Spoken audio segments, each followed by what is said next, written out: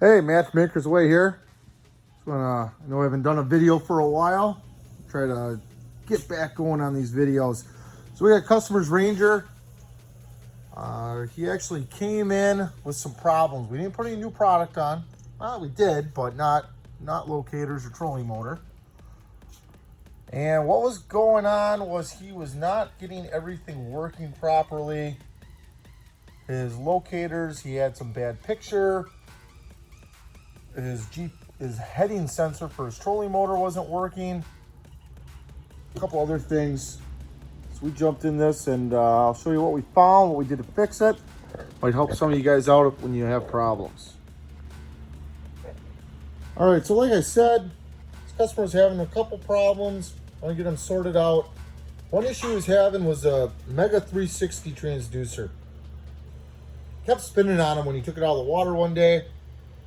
To get it to stop, he had to unplug it. Follow the cords back. His connector is actually behind this jacket here.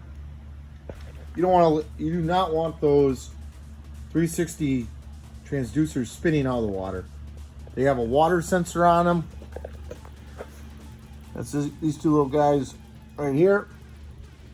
What we did to solve that is we added some on-off switches on his console, on his dashboard up here. I ran out of boots for the one, so I gotta get one more for him.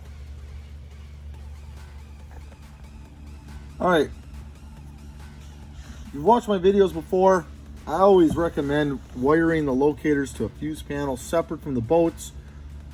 His was not wired to the boat system. He actually had dedicated wire all the way to the starting battery. The problem he was having there, his battery compartment was just a rat's nest of wiring. Really hard to keep track of them all at the battery. We cleaned that all up. So what we did is we added a fuse panel. Got it right here. The only thing I'm not happy about completely is his heading sensor. We had to put on a fuse holder. I ran out of room on the fuse panel. What he had would work. What wasn't right about it, he didn't have anything fused at the batteries. Everything was fused behind the consoles, behind the panels. If you're out on the water, fishing, fuse pops for some weird reason, you're not gonna have time to fix it. You're not gonna want to stop fishing to find a fuse. Using a fuse panel, everything's centrally located, easy to find, you can label it. We know everything's good, quick, easy testing. So that's what we did on his here.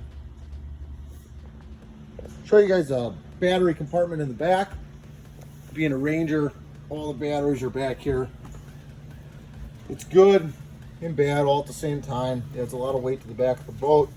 You gotta lay in your stomach to work on these sometimes. It's a little, takes a while. Cleaned up the trolling motor battery wiring. You had the wrong breaker in. Make sure anytime you're installing a new trolling motor, you put the right size breaker in. Minn Kotas take a 60 amp breaker for any 24 or 36 volt motor nowadays. We also added new charger. Now this is the new MK460PCL. See, I got batteries going in here. Just wiring on his starting battery, much cleaner. There's room for more wires if need be. And we added a master on-off breaker for our system.